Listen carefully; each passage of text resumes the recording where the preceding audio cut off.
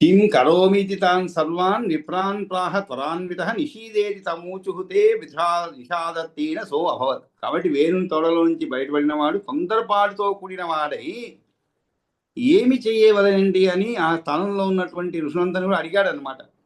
వాళ్ళు నిషీద అంటే కూర్చో అని వారు బదులు చెప్పారు. కనుక అతడు ఏమయ్యాడు, నిషాదుడు అయిపోయాడు. వాడి పేరే నిషాదు అని చెప్పారు. మనకు కొంతమంది పేర్లు అలా వస్తూ ఉంటాయన్నమాట. ఈ రోజుల్లో లేదు, పాత రోజుల్లో కొన్ని నిక్ నేమ్స్ ఉండేవి పెద్ద పెద్ద వాళ్ళకి కూడా. ఆ పేరు చెప్తేనే మనకి ఓ బలాను వాళ్ళని జ్ఞాపకం వస్తుంది, అసలు పేరు తెలియదు. అలా ప్రతి ఒక్కరికి ఒక పేరు ఉంటుందండి, అది చాలా ప్రాచుర్యంలో ఉంటుందన్నమాట. కాబట్టి బలాను వాడు ఏంటంటే అయ్యో ఎవరండి అంటారు, ఆ నిక్ నేమ్ చెప్తే. ఆ విధంగా వీళ్ళకి కూడా పాపం కూర్చోమని చెప్పిన దానివల్ల వాళ్ళందరూ నిషాదులు అయిపోయారు, నిషీద. కాబట్టి ఆ విధంగా నిషాదులు అయిపోయారు. అప్పుడు వాళ్ళందరూ తతస్తత్ సంభవ జాత వింధ్యశైల నివాసిన నిషాదాముని సాధుల పాపకర్మోపలక్షణ. వాళ్ళందరూ కూడా ముని సాధుల అటు పిమ్మట అతని వల్ల పుట్టిన సంతానం నిషాదులై, అంటే ఆ నిషాదుని ద్వారా జన్మించిన వారు. పాపరూపమైన కర్మచే ఉపలక్షణం గుర్తు ఎవరికో వారు పాపకర్మోపలక్షణులు. పాపకర్మ ఉపలక్షణ అంటే ఏమిటి, పాప పనులు చేస్తూ జీవించారనమాట వారందరూ కూడా. ఆ విధంగా నిషాద ముని సాధుల పాపకర్మ ఉపలక్షణ తతస్థ సంభవ అంటే వారందరికీ కూడా వింధ్యశైల నివాసిన అంటే వింధ్య పర్వత ప్రాంతంలో నివసిస్తూ పాప పనులు చేస్తూ జీవించారనమాట. అతని వల్ల పుట్టినటువంటి సంతానం నిషాదులై. కాబట్టి ఆ నిషాదుని ద్వారా జన్మించిన వారు నిషాదుని పేరుతో పిలువబడ్డారనమాట. వారు వింధ్య పర్వతాలపైన దాని చుట్టుపక్కల్లో ఉన్న అడవుల్లో కాపురం ఉంటారు. వారు చేసే పాప పనులను బట్టి గుర్తించవచ్చు అని చెప్పి మైత్రేయుడికి చెప్తున్నాడు అనమాట పరాశరుడు.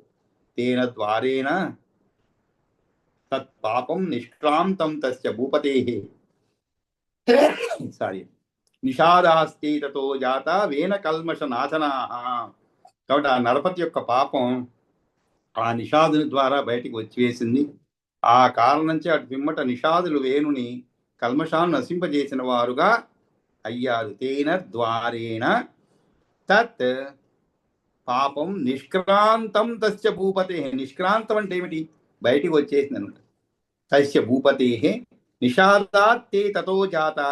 కాబట్టి ఆ నిషాదులు అటు మిమ్మట నిషాదులు వేణుని కల్మషాన్ని నశింపజేసిన వారుగా అయ్యారు. వేన కల్మష నాశనాహ. కాబట్టి ఆ విధంగా నిషాద రూపంలో వేణుని యొక్క పాపము తొలగిపోయింది. వేణుని యొక్క కల్మషాన్ని పాపాన్ని నాశనం చేసిన వారైన నిషాదులు. ఆ తరువాత తతో అస్య దక్షిణం హస్తం మమంతుః తస్య తే ద్విజాః మత్స్యమానే చ తత్రాభూత్ పృథుర్వైన్య ప్రతాపవాన్. ఆ తర్వాత మరలా ఏం చేశారు ఆ యొక్క మునీంద్రులు, తతో అస్య దక్షిణం హస్తం. అటు పిమ్మట ఆ మునీంద్రులు ఆ వేణుని శరీరం యొక్క దక్షిణ హస్తాన్ని మదించారు. దక్షిణం హస్తం మమంధు. మమంధు అంటే మథించారు. తస్య హితే ద్విజాః. అప్పుడు మత్స్యమానే చ తత్ర అభూత్. అప్పుడు మత్స్యమానే చ తత్ర అభూత్.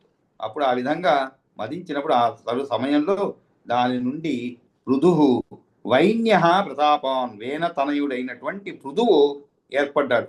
ఎటువంటి వాడు, అది కూడా ప్రతాపవంతుడైనటువంటి పృథుః వైన్య ప్రతాపవాన్. వైన్య అంటే ఏమిటి, వేనతనయుడైనటువంటి వాడు. కాబట్టి ఆ విధంగా వేనతనయుడైనటువంటి పృథువు ఏర్పడ్డాడు అనమాట. కాబట్టి అగ్ని అది ఎలా ఉన్నాడు అతను, దీప్యమాన వపుష సాక్షాత్ అగ్నిరివజ్వలన్ అద్యం ఆజగవం నామ ఖాత్ పపాత తతో ధను. ఆద్యం సారీ అద్య కాదండి, ఆద్యం ఆజగవం. ఆద్యం ఆజగవం నామ ఖాత్ పపాత. ఖా అంటే ఆకాశం, ఖాత్ అంటే ఆకాశం నుండి, పపాత పడినది. ఏమిటి, తతో ధను. అప్పుడు ఒక ఆకాశం నుండి ఒక ధనుస్సు కింద పడినట్టు. దాని పేరు ఆజగవం అనేటువంటి మొట్టమొదటి విల్లు. ఆద్యం అంటే మొట్టమొదటి, ఆజగవం అంటే విల్లు పేరు అనమాట. ఆ వెంటనే మొట్టమొదటి విల్లు అయిన ఆజగవం ఆకాశం కింద పడింది. ఎప్పుడు దగదగలాడే శరీరంతో సాక్షాత్ అగ్నిదేవుడు ప్రకాశించాడు. దీప్యమాన సౌష సాక్షాత్ అగ్నినివజ్వలన్. ఎవరు ఇంతకీ, ఆ జన్మించినటువంటి పృథువు, ఏర్పడినటువంటి పృథువు అన్నమాట. అతడు దగదగలాడే శరీరంతో దీప్యమాన సా వపుష, వపుష అంటే శరీరము, ఎలాగా సాక్షాత్ అగ్ని ఇవ, అగ్ని వలె ప్రకాశిస్తున్నాడు. కాబట్టి ఆ విధంగా అగ్నిహోత్రం వలె, అంటే కట్టెను మరొక కట్టెతో ఒరిపిడి చేసినప్పుడు ముందుగా పొగ వచ్చి తర్వాత అగ్ని నిప్పు పుట్టి వెలుగుతో అదే తీరుగా చూడండి ఎంత చక్కగా చెప్పబడింది. అంటే ముందు ఎవరు పుట్టారండి? నిషాదు. ఆ నిషాదులు ఎలా ఉన్నాడు? దగ్ధస్తూణా ప్రతీకాచ కర్వటాస్యో అతి హ్రస్వక మధ్యతశ్చ సముత్తస్థౌ తస్యోరోహ పురుష కిల. అది చదువుకున్నాం. అంటే మామూలుగా అగ్ని పిలుస్తారు కదండి, ఎట్లా అగ్నిహోత్రం వలె, అంటే కట్టెను మరొక కట్టెతో ఒరిపిడి చేసినప్పుడు ముందుగా ఏమొస్తుందండి? పొగ వస్తుంది. తర్వాత అగ్ని నిప్పు పుట్టి వెలుగుతో అదే తీరుగా నిషాదిని రూపంలో వేణుని యొక్క కల్మషం శరీరంలోంచి వెడలిపోయిన పిదప అగ్ని వల వెలుగును చిమ్ముతూ పృథువు ఉత్పన్నమైనాడు అని అర్థం అన్నమాట. ఆద్యం అంటే ఏమిటి? తొట్ట తొలచడిది, అంటే శివునికి చెందినటువంటిది, పినాకము అని పేరు గలది అయినటువంటి ధనస్సు. అటువంటి ధనస్సు ఆకాశము నుంచి కింద పడి. కాబట్టి ఇక్కడ పృథువు యొక్క దీప్యమాన సాక్షాత్ అగ్నిరివ జ్వలన్ అనే దానికి ఇది కారణం అన్నమాట. ఆయన దగదగాడే శరీరంతో ఎలాగా ముందుగా ఆ యొక్క మరుగుజ్జు అయినటువంటి పురుషుడు పుట్టాడనమాట తొడ నుంచి. ఆ తరువాత ఇతను పుట్టాడు, అంటే నిషాదుడు పుట్టిన తర్వాత. కాబట్టి ఇతను ఆ దుమ్ము యొక్క పొగ అంతా పోయిన తరువాత ఉత్పన్నమయ్యేటువంటి అగ్ని వలె ఉన్నాడు.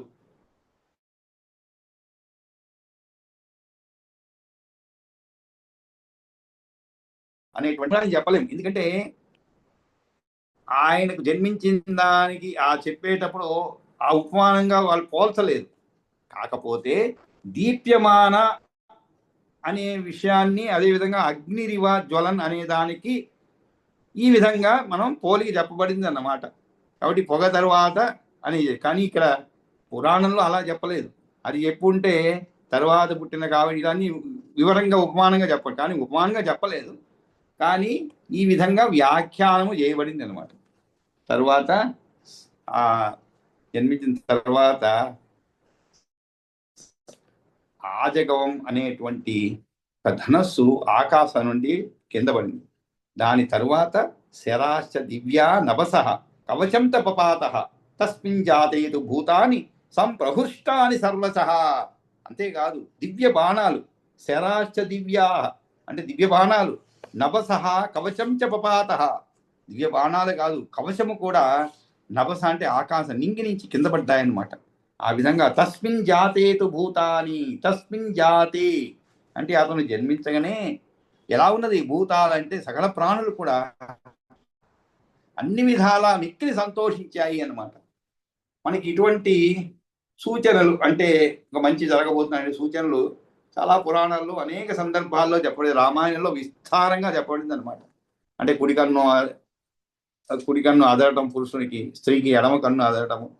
అదేవిధంగా సీతాదేవికి కూడా అనేక రావణాసుడు చెరలో ఉన్నప్పుడు ఎవరికి ఇంకా శ్రీరాముడు అక్కడికి పోదా అనే దానికి ముందు కూడా తాను ఆత్మహత్య కూడా చేసుకోవాలనేటువంటి ప్రయత్నం చేసినప్పుడుగా కొన్ని శుభసూచకాలు కనబడ్డాయి అన్నమాట. అంటే తాను తిరిగి శ్రీరాముని దగ్గరికి వెళ్తాను అనే సూచనలు కనబడ్డాయి. దానితో ఆమె విరమిస్తుంది అనమాట అటువంటి ప్రయత్నాలు. ఇలా అంతేకాదు దుర్యోధనుడు జన్మించినప్పుడు అన్ని అపశకునాలు అలా జరిగి, రావణాసుడు యుద్ధానికి బయలుదేరేటప్పుడు కూడా ఎన్నో శుభశకునాలు, కానీ దాన్ని అన్నిటిని కూడా తోసిపుచ్చి ముందుకు పోతాడనమాట. ఇలాగా ఈ శకునాలు అపశకునాలు గమనించడం అనేది చాలా సందర్భాల్లో మనం చదువుకున్నాం. ఇక్కడ కూడా శరాచ దివ్యానవస కవచం చ పపాత తస్మిన్ జాతేతు భూతాని సంప్రహృష్టాని సర్వస. అంతేకాదు అతను పుట్టగానే సకల ప్రాణులు కూడా అన్ని విధాలా మిక్కిలి సంతోషించాయన్నమాట. ప్రత్యేకంగా ఆయన ఏం చేసింది ఏమి లేదు, అప్పుడే జన్మించాడు. అయినా కూడా ఆయన జన్మనే ఒక ఆనందాన్ని కలిగించేటువంటిదిగా జన్మించాడు. కాబట్టి ఆ మిక్కిలి సంతోషించాయి. ఆ విధంగా సత్పుత్రేణ చ జాతేన, సత్పుత్ర అంటే సత్పుత్రేణ చ జాతేన వేణో అపి త్రిదివం యయౌ పున్నాంనో నరకాత్రాత సతేన సుమహాత్మన. ఆ విధంగా సత్పుత్రేణ చ జాతేన, సత్పుత్రుడు ప్రభవించిన కారణంచే వేణుడు కూడా స్వర్గం చేరుకున్నాడు. సత్పుత్రేణ జాతైన వేణో అపి త్రిదివం యయౌ. త్రిదివం అంటే స్వర్గాన్ని చేరుకున్నాడు. ఎందుకని? పున్నాంనో నరకాత్రాత మహితాత్ముడైనటువంటి ఆ కుమారుని వల్ల, అంటే పృథువు వల్ల అతడు పున్నామ నరకం నుంచి రక్షింపబడ్డాడు. ఎవరు? వేణు అంటే ఏమిటి? రక్షింపబడ్డాడు. త్రాత అంటే రక్షకుడు, త్రాత అంటే రక్షింపబడ్డాడు. స తేన సుమహాత్మన, ఆ మహాత్ముని చేత ఆ విధంగా ఆ సమయంలో ఆ పృథువును అభిషేకించడానికి అవసరము తం సముద్రాచ్చ నద్యశ్చ రత్నాని ఆదాయ సర్వశ తోయాని చ అభిషేకార్థం సర్వాణ్యేవ ఉపదస్థిరే. తం సముద్రాచ్చ, ఆయన్ని అభిషేకించడానికి అన్ని సముద్రాలు, నదులు, నద్యశ్చ నద్యశ్చ అంటే నదులు, రత్నాని ఆదాయ సర్వశ అంటే అన్ని వైపుల నుండి కూడా రత్నాని ఆదాయ, రత్నాలను తోయాలను పట్టుకొని వచ్చాయన్నమాట. తోయాని అంటే నీరు, రత్నాలను తోయాలను చ అభిషేకార్థం. ఇక్కడ తోయాని అని ఎందుకు చెప్పాడంటే కొన్ని ప్రదేశాన్ని తీసుకొచ్చారు. మామూలుగా నీరు, కానీ ఇక్కడ సముద్రం నుంచి, నదుల నుంచి తీసుకొని రాబడిన తోయాని అనేటువంటి బహువచనంలో ఉపయోగించబడింది అనమాట. అభిషేకార్థం, ఎందుకు? అభిషేకించడానికై సర్వాణి ఏవ ఉపదస్థిరే, వీరందరూ వాటిని పట్టుకొని ఆ పృథువుకు అభిషేకించడానికై పట్టుకొని వచ్చాయి అన్నమాట. ఆ విధంగా ఈ యొక్క పృథువుకి అభిషేకము జరుగుతుంది. కాబట్టి వింటిలో తొడిగి ప్రయోగించడానికి తగినటువంటి అమ్ములు, బాణాలు మరియు శత్రువుల ఆయుధాల నుండి తన శరీరాన్ని కాపాడుకోవడానికి అనువైనటువంటి కవచమును కూడా నింగి నుండి నేలకు రాలేయన్నమాట. ఆ విధంగా పృథువు పుట్టినాక సర్వ భూతములు కూడా అన్ని విధాలుగా ఆలోచించి ఆనందించినవి అనమాట. అంటే మంచివాడైన పుత్రుడు జన్మించినందువల్ల వేణుడు కూడా స్వర్గానికి పోయినాడు. కావుననే పుం అను పేరు గల నరకాన్ని నుంచి తండ్రిని కాపాడినందున పుత్రులని పేరును సార్థకం చేసుకున్నాడు అనమాట. తాను స్వయంగా దుష్టుడైనా కూడా మహానుభావుడైన వ్యక్తికి జన్మనిచ్చిన తండ్రి అయినందున వేణుడు ఈ అదృష్టానికి నోచుకున్నాడు. బాగా గమనించండి, తాను స్వయంగా దుష్టుడైనా మహానుభావుడైన వ్యక్తికి జన్మనిచ్చిన తండ్రినైనందున వేణుడు ఈ అదృష్టానికి నోచుకున్నాడు. పృథువును రాజ్యమునందు అభిషేకం చేయేందుకు కొరకు నదులు, సముద్రాలు తమలోని పవిత్ర జలాలను కానుకలుగా సమర్పించడం కోసము నవరత్నాలను తీసుకొని వచ్చి ఎదురు దూస్తున్నాయి. ఇక్కడ పున్నాంన అంటే పుం అంటే ఏమిటి అనగా నరకం అన్నమాట. దాని నుండి కుమారుడు తన కన్న తండ్రి రక్షించాడు కాబట్టే పుత్రుడు అని స్వయంభూ అయినటువంటి బ్రహ్మ పిలిచినాడని వచనం శృతిలో ఉన్నది అన్నమాట. కాబట్టి ఆ విధంగా ఇతనికి అభిషేకం చేసేందుకోసం అన్నీ వచ్చాయి. ఆ తర్వాత పితామహశ్చ భగవాన్ దేవైర్ ఆంగిరసై సహ స్థావరాని చ భూతాని జంగమాని చ సర్వశ సమాగమ్య తదా వైన్యం అభిషించన్నరాధిపం హస్తేరు దక్షిణే చక్రం దృష్ట్వాదశ్చ పితామహ విష్ణోః అంశం పృథుం మత్వా పరితోషం పరం యయౌ విష్ణుచిహ్నం కరే చక్రం సర్వేషాం చక్రవర్తినాం. ఇంకా ఒక గొప్ప విషయం చెప్తున్నారు ఇక్కడ. ఏమిటది? పితామహశ్చ భగవాన్ దేవై ఆంగిరసై సహా. కాబట్టి భగవంతుడైనటువంటి పితామహుడు ఆంగిరసులతోనూ, పితామహశ్చ భగవాన్ దేవై ఆంగిరసై సహా అంటే కూడి దేవతలతోనూ కలిసి వచ్చాడు. అంతేకాదు నలువైపుల నుండి కూడా స్థావర జంగమాత్మకాలైన ప్రాణులు అన్నీ వచ్చాయి. స్థావరాని చ భూతాని జంగమాని చ సర్వశ. కాబట్టి భగవంతుడైన పితామహుడు అంగిరసు దేవతలతో సహా విచ్చేసినాడు. స్థావరాలు మరియు భూతం అంటే ఆకాశము, వాయువు వంటివి, అన్ని విధమైన జంగమాలు అంటే కదిలిపోగలిగేటివి కూడా వచ్చినవి. స్థావరాంచ భూతాని జంగమాని చ సర్వశ. ఎక్కడికి? సమాగమ్య తదా వైన్యం అభిషించన్ నరాధిపం. అభ్యసించన్ నరాధిపం అంటే ఆ నరాధిపం అంటే రాజును. అందరూ కలిసి, నర అంటే మనుషులని, నర అధిపం అంటే మనుషులకు రాజైనటువంటి, మనుషులకు అధిపుడైనటువంటి అంటే రాజు. అందరూ కలిసి వైన్యుని నరాధిపతిగా అభిషేకించాడు. సమాగమ్య తదా వైన్యం అభ్యసించన్ నరాధిపం. అప్పుడు ఆ సమయంలో హస్తేతు దక్షిణే చక్రం, అతని యొక్క దక్షిణ హస్తంలో ఉన్నటువంటి చక్ర రేఖను, హస్తేతు దక్షిణే చక్రం దృష్ట్వా తస్య పితామహ. ఇప్పుడు బ్రహ్మ దానిని చూడటం జరుగుతుంది. ఏమిటి? చక్ర రేఖను చూచి పితామహుడు పృథువును విష్ణువు యొక్క విష్ణోః అంశం పృథుం మత్వా, విష్ణోః అంశం పృథుం మత్వా అంటే తెలుసుకొని, భావించి, పరితోషం పరం యయౌ. పరం యయౌ అంటే పొందాడు అని అర్థం. పరితోషం అంటే ఏమిటి? చాలా సంతోషాన్ని పొందాడు. అంటే ఆ చక్రరేఖను చూచి పితామహుడు పృథువును విష్ణువు యొక్క అంశం వల్ల అవతరించిన వాడుగా భావించి మహానందం పొందాడు. విష్ణు చక్రం కరే చక్రం సర్వేషాం చక్రం. ఎందుకని ఇటువంటి విష్ణు చక్రం అనేది సమస్త చక్రవర్తుల కుడి చేతిలో ఉంటూ చిహ్నం ప్రకాశిస్తూ ఉంటుంది అనమాట. కాబట్టి సమస్త చక్రవర్తుల కుడి చేతిలో కూడా విష్ణువు యొక్క చక్రపు చిహ్నము ప్రకాశిస్తూ ఉంటుంది అనమాట. సమాగమ్యేది చక్రం అనగా తక్కిన రేఖలతో కలగలుపు చేయకుండా తేటగా కనిపిస్తున్న నిలువు అడ్డములలో ఉన్న గీతలతో చక్రం అనమాట. దాన్ని చూచి అని అర్థం. అప్పుడు ఈ విషయమే ఇట్లా చెప్పబడింది. ఎవరి చేతిలో అడ్డము నిలువు గీతలతో కొట్టివేయబడకుండా చక్రం కనిపిస్తున్నదో అతడు పరమేష్టి అంటే నారాయణ యొక్క అంశ అని చెప్పి. కాబట్టి పృథువు రాజశాసనంపై కూర్చుండబెట్టి రాజుడుగా బ్రహ్మ పట్టాభిషేకం చేసినాడు. ఆ సందర్భంలో వైన్యుని యొక్క అరచేతిలో చక్రము ఆకారమును కనుగొన్నాడు. అప్పుడు విష్ణువు యొక్క అంశం కలవాడని బ్రహ్మ గుర్తించి మిక్కిలి సంతోషాన్ని ఉన్నాడు. విష్ణోహ ఇది అంటే రాజరాజ్యేన అంటే చక్రవర్తిత్వముతో చక్రవర్తులందరి చేతుల్లో కూడా విష్ణు చక్రం యొక్క గుర్తు తప్పనిసరిగా ఉంటుంది. అటువంటి వాని ప్రభావము దేవతల కంటే గొప్పదిగా భవతి అవ్యాహతో యశ్చ ప్రభావ త్రిదశైరపి. చిన్నప్పుడు చెప్తున్నామా అంటే పిల్లలు జాతకాలు చేతులు చూపెట్టేవాళ్ళు. ఎవరన్నా కాస్త హస్త సాముద్రికం చెప్పేవాళ్ళు ఉంటే వాళ్ళ ముందు పోయి కూర్చునేవాళ్ళు. ఎన్నిసార్లు ఎంతమంది వచ్చినా వాళ్ళ చేయి చూపెడతాం మనం. అంటే మన జాతకం ఎలా ఉన్నది, ఈ హస్త రేఖలను చూసి విద్య ఎంతవరకు వస్తుంది, విద్యారేఖ ఎంతవరకు పోయింది, తర్వాత నీకు వివాహం ఏ సమయం, ఇవన్నీ చెప్తుండే ఎవరు ఉంటాయి. పిల్లలకి చిన్న పిల్లలకి చెప్తుండే, పెద్దవాళ్ళకి కూడా ఉంటుందండి. అది కొంత వయసు వరకు ఉంటుంది. ఆ తర్వాత అవన్నీ కూడా మనం వాటి గురించి పట్టించుకోం. అంటే మన జీవితం అప్పటికే ఏమిటి అనేది తెలిసిపోయి ఉంటుంది. ఒక 30-35 సంవత్సరాలు వచ్చేప్పటికి మనం ఏమవుతాం ఏమి అనేది అప్పటికే నిర్ణయం అయిపోయి ఉంటుంది అనమాట. అంతకుముందే ఇవన్నీ కూడా వార ఫలాలు అన్నీ చదువుతుంటాం. కొంతమందికి వార ఫలాలు అంటే అది పుస్తకం రాగానే ముందు వెనక నుంచి చదువుతారు. ఏమంటే వార ఫలాలు వెనక నుంచి అటువంటివి ఉంటాయి అన్నమాట. కానీ వయసు రాను రాను ఏమంటే ఏముందిలే వార తెలుస్తూనే ఉంది కదా, మన జాతకం మనకి తెలుస్తూనే ఉంది, మనం ఏమవబోతాం, ఇంకా అయిపోయింది, మనం చేయవలసిన కృషి అంతా చేసాము, చేరుకోవాల్సిన స్థితికి చేరుకున్నాము, ఇంక పెద్దగా ఏం లేదులే అనే ఆలోచన వచ్చినప్పుడు ఇవన్నీ చూడటాన్ని నిలిపేస్తాం అనమాట.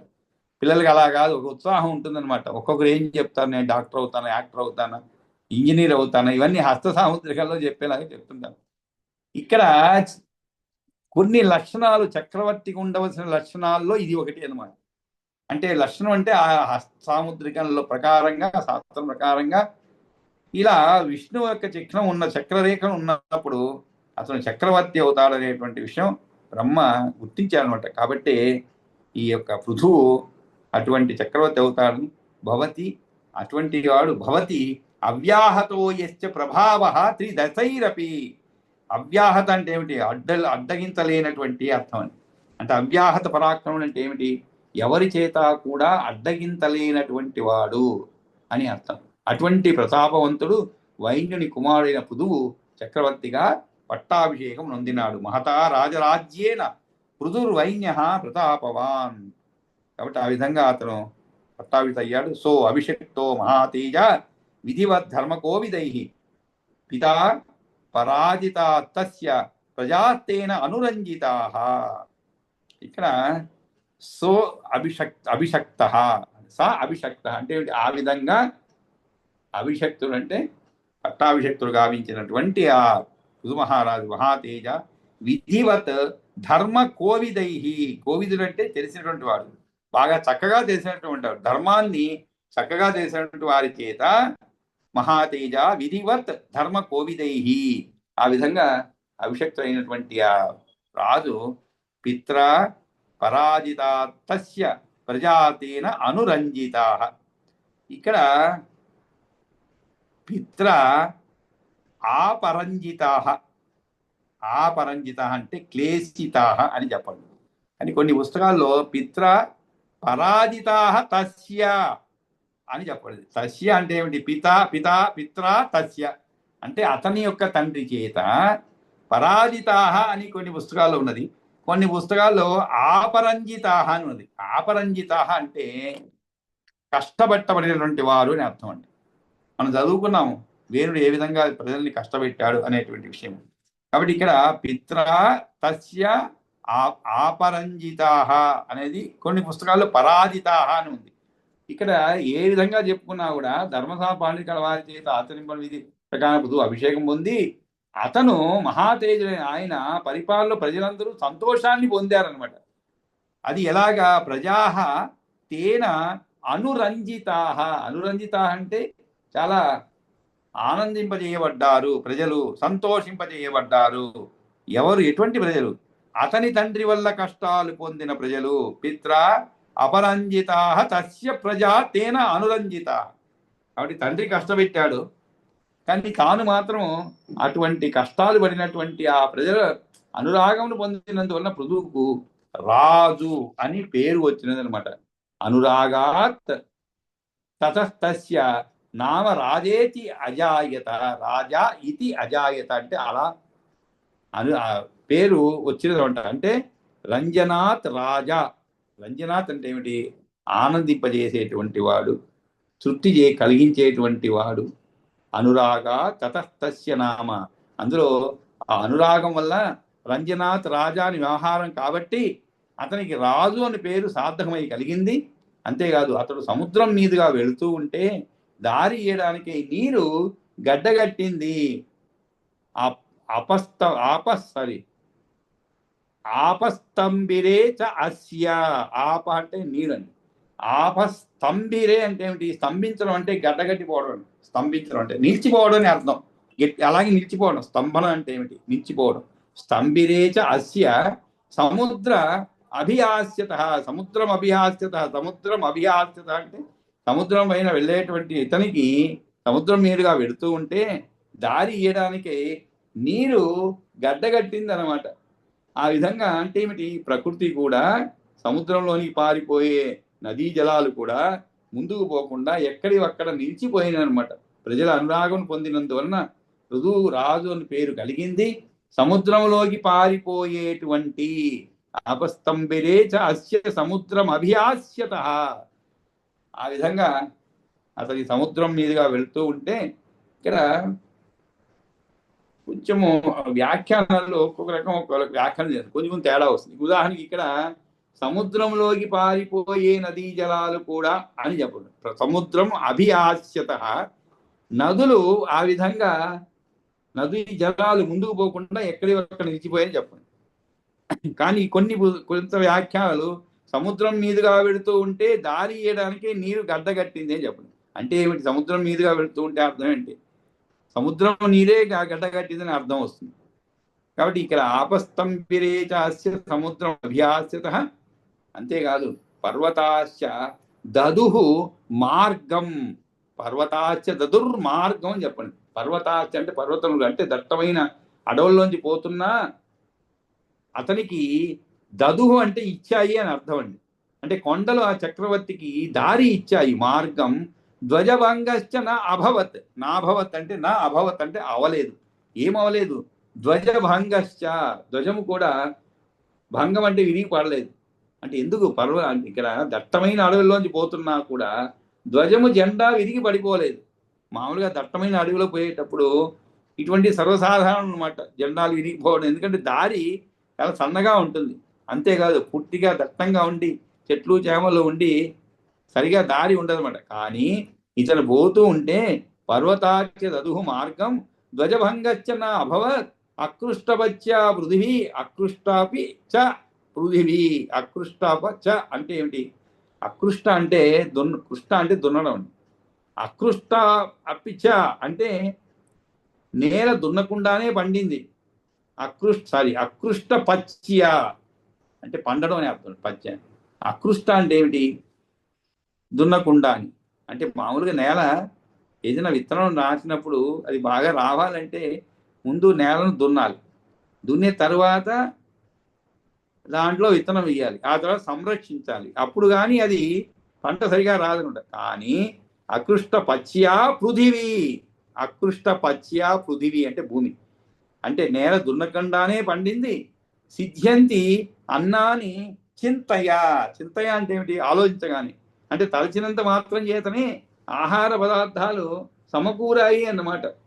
కాబట్టి పృథువు ప్రయాణం చేస్తున్నప్పుడు పర్వతాలు పక్కకు తప్పుకొని మార్గాన్ని ఇచ్చినవి. మహావనాల్లో ఆయనకు ధ్వజభంగం జరగలేదు. తలుచుకున్నంత మాత్రాన్నే భూమిపైన కోరిన పంటలు పండినవి. అకృష్ట పచ్యా పృథివీ సిద్ధ్యంతి అన్నాని చింతయ. చింతయ అంటే ఆలోచించగానే, తలిచినంతగానే మాత్రం చేతనే ఆహార పదార్థం సమకూరాయి. సర్వకామదుహా గావ పుటకే పుటకే మధు. పుటకే పుటకే అంటే ఏమిటి? పట్టు పట్టు అని అర్థం అండి. పట్టు అంటే తేనె పట్టు అని. పట్టు పట్టులో కూడా తేనెలు కురిశాయి. అంతేకాదు గోవులు కూడా సర్వకామ దుహా గావ, గోవులు ఎల్ల కోరికలను కూడా తీర్చాయి. సర్వకామ అంటే సర్వైతి అంటే ఇక్కడ పుటకము అంటే పూల బుట్ట, లేదు దొప్ప, లోతు లేని చిన్న గుంట అనేటువంటి అర్థంలో కూడా ఉపయోగిస్తుంది. పృథువు యువకుడుగానే జన్మించినందువలన వెనువంటనే యజ్ఞం చేశాడనమాట. పృథురేవా భవత్ తస్మ. ఇక్కడ వాడు పుట్టి పెరిగి అటువంటిది ఏమి లేదండి. పుట్టడమే యవనంగా పుట్టాడనమాట. పృథురేవ భవత్ తస్మా పృథుర్ అజాయత అని మత్స్య పురాణంలో చెప్పండి. అంటే ఏమిటి? పైతామహే పితామహ పితామహుడు బ్రహ్మ, ఆయన ఉద్దేశించి చేయబడేటువంటి యజ్ఞం పైతామహం. దీనిని పృథువు అనుష్ఠించినాడు అనమాట. తస్య వై జాత మాత్రస్య యజ్ఞే పైతామహే శుభే. మామూలుగా జన్మించగానే యజ్ఞాలు ఎలా చేయగలుగుతారండి? చేయలేరు కదండి. పెద్దవాడి చేయాలి ఆ అర్హత వచ్చినప్పుడు. కానీ ఇక్కడ అతను జన్మించిన వెంటనే అంటే ఏమిటి? జన్మయే ఒక యుక్త వయసు వచ్చిన విధంగా జన్మించారనమాట. కాబట్టి పృథు మహారాజు జన్మించిన వెంటనే బ్రహ్మదేవాతకైనటువంటి యజ్ఞం జరిగింది. అందులో సోమాభిషకం నాడు సోమాభిషవి భూమిలో మహాబుద్ధిశాలైన సూతుడు ఉద్భవించాడు. సూతస్య వైజాత మాత్రస్య యజ్ఞే పైతామహే శుభే సూత సూత్యాం సముత్పన్న సౌత్యే అహని మహామతి తస్మిన్నేవ మహాయజ్ఞే జజ్ఞే ప్రాజ్ఞో అతమాగత. ఆ విధంగా మహాబుద్ధిశాలిడు సూతుడు ఉద్భవించాడు. ఆ యజ్ఞం నుండి అతడు యోగా పుట్టినంతలో వెనువెంటనే యజ్ఞం చేసినాడు అనమాట. అది బ్రహ్మను ఉద్దేశించి. కాబట్టి ఆయన అధిదేవతగా ఉన్నటువంటిది చేసినటువంటిది, అంతేగాని బ్రహ్మ ఆచరించినదని భావించడం. అక్కడి నుంచి ఆ యజ్ఞం నుంచి సూతి అంటే చక్కగా రసమును బయటకు రప్పించుతుంది. అంటే తిప్పతీగ రసమును కనుక సూతి అని పేరు. సోమరసమును తీసే సాధనము దాని యందు సౌత్యే అహని. అదే నాడు అంటే సోమరసాన్ని తీసి పిండుకునే నాడు అని అర్థం. అంటే మామూలుగా యజ్ఞాలు చేసేటప్పుడు ఈ యొక్క రసాన్ని ఇస్తారనమాట. అంటే దేవతలకు ఆహారంగా ఇస్తారు. అంటే ఆహారం అంటే ఏమిటి? హవిస్ లాగా ఇస్తారు. కాబట్టి ఆ రోజున అంటే ధ్రువుడు చేస్తున్న యజ్ఞంలో సోమరసాన్ని పిండే దినమునందు సోమలతను నడిపే సాధనం నుండి సూతుడు జన్మించినాడు. అదే మహాయజ్ఞంలో అన్నీ తెలిసిన వాడైన ప్రాజ్ఞుడు మాగధుడు కూడా ఆవిర్భవించినాడు. వారిరువుని కూడా పరాక్రమశాలి అయినటువంటి ఆ యొక్క గురు అయినటువంటి పృథువును స్తోత్రం చెయ్యండి, పొగడండి అని మునులు ఆదేశించారు. సూత సూత్యాం సముత్పన్న సౌత్యే అహని మహామతి తస్మిన్నేవ మహాయజ్ఞే జజ్ఞే ప్రాజ్ఞోత మాగధ. అంటే ఇరువురు పుట్టారన్నమాట, సౌతి మాగధు. కాబట్టి వీళ్ళిరువుని ప్రోక్తౌ తదా మునివరై తౌ ఉభౌ సూతమాగధౌ స్తూయతామేష నృపతి పృథుర్వైన్య ప్రతాపవాన్. వారి ఇరువురికి ఒక టాస్క్ ఇచ్చారు. ఏం సార్ అది? సూతమాగధులకి ఇరువురితో కూడా అప్పుడు మునీశ్వరులు ప్రోక్తౌ తదా మునివరై, ప్రోక్తౌ అంటే చెప్పబడిన వారైనటువంటి ఆ మునివరుల చేత తౌ ఉభౌ ఆ ఇరువురు కూడా ఎవరు? సూతమాగధౌ ఏమని చెప్పబడ్డారు? స్తూయతాం ఏష నృపతి పృథు వైన్య ప్రతాపవాన్. ఈ ప్రతాపవంతుడు వేణపుత్రుడు పృథు చక్రవర్తి మీచే స్తుతింపబడుగాక. ప్రతాపవాన్ పృథుర్వైన్య ప్రతాప కర్మ ఏతద్ అనురూపం వా పాత్రం స్తోత్రస్య చాప్యయం తతశ్చావూచు విప్రాన్ సర్వానేవ కృతాంజలి. కానీ ఈ మహారాజు స్తోత్రానికి అర్హుడు కాబట్టి మీ ఉభయులు కూడా సముచితమైన కార్యం ఈ మహారాజు స్తోత్రం అర్హుడు అని పలికారు. అప్పుడు అంత వారి ఇరువురు కూడా విప్పులందరికీ నమస్కరించి ఇలా అన్నారు. తతః తౌ ఊచతు విప్రాన్. తతః తౌ ఊచతు విప్రాన్ అంటే వారి ఇరువురు కూడా ఈ యొక్క మునులకు చెప్పారు ఏమని? సర్వాన్ ఏవ కృతాంజలి. అందరికీ కూడా నమస్కరించి ఇలా పలికారు అనమాట. ఏమి పలికారు ఏమిటి అనేది మనం రేపటి క్లాసులో ఈ 54వ శ్లోకం నుంచి చెప్పుకునేటప్పుడు తెలుసుకుందాం. కాబట్టి ఈ రోజుకి మనం ఇక్కడికి నిలిపి కాస్త సమయం ఇంకా ఒక 5 నిమిషాల పైనే ఉన్నది. మరి ఎవరన్నా చదవగలిగితే ఈరోజు చదవండి, లేదు అంటే ఇంకొన్ని శ్లోకాలు చెప్పుకుందాం. అంటే ఈ ఒక్క అధ్యాయమే మనం చదువుకోవాల్సి ఉంది, మిగిలినంతా కూడా చదవడం అన్ని కూడా అయిపోయింది. బట్ ఎవరన్నా పుస్తకం ఉంటే చదవండి.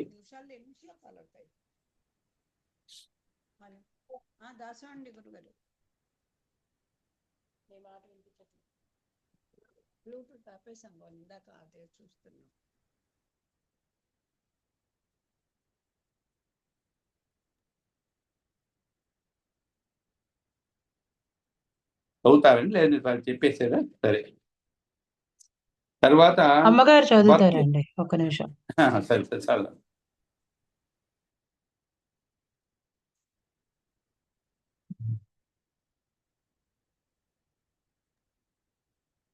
ఏది అన్నారు చదువు ఫోటో పెట్టు.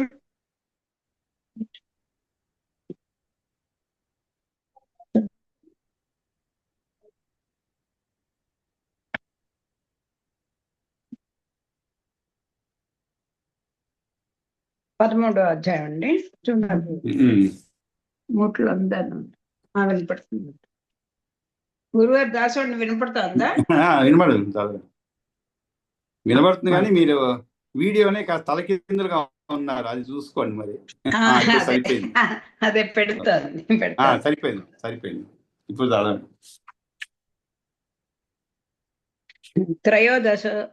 త్రయోదశోధ్యాయః. పృథుమహారాజ్ఞः कृतं पराशरवाच ध्रुवात्शिष्टं च भव्यं च भव्यात् शम्भुः व्यजायत शिष्टेः आधस्तुश्चाय पञ्चपुत्रान् अकल्मषान् रिपुं जयं विप्रं रुकलं रुकतेजसं रिपोधाराधत्तबुहति चाक्षुषं सर्वतेजसं अजीजनत् पुष्करिण्यां वारुण्यां चक्षुषो मनुं प्रजापतेः आत्मजायां वीरणस्य महात्मनः मनोरजायन्त दश नड्वलायां महोजसः कन्यायां तपसां श्रेष्ठा वैराजस्य प्रजापतेः पूरुः सतद्युम्नः तपस्वी सत्यवान् शुचिः अग्निष्टोमोतिरात्रश्च सुद्युम्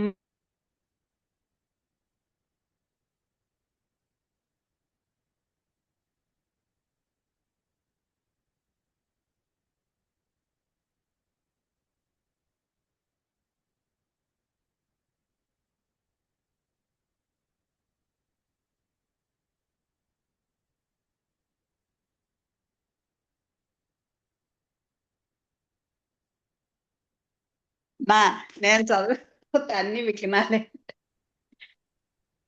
హంగా ఊరు సతద్యుమ్నః తపస్వీ సత్యవాన్ శుచిః అగ్నిష్టోమోతిరాత్రశ్చ సుద్యుమ్నశ్చేతి తేన వా అభిమన్యుశ్చ దశమో నడ్వలాయాం మహోజసః ఊరో రజన్నయత్ పుత్రాన్ షడాగ్నేయీ మహాప్రభాన్ అంగం సుమనసం స్వాతిం క్రతుమంగిరసం శిబిం అంగాత్ సునీధాపత్యం వై వేనమేకం అజాయత ప్రజార్థం ఋషయస్తస్య మమందుః దక్షిణం కరం వేనస్య పాణౌ మధితే సంబభూవ మహామునే వైనో నామ మహీపాలో యః పృథుః పరికీర్త్యతే येन दुग्धा महीं पूर्वं प्रजानां हितकारणात्.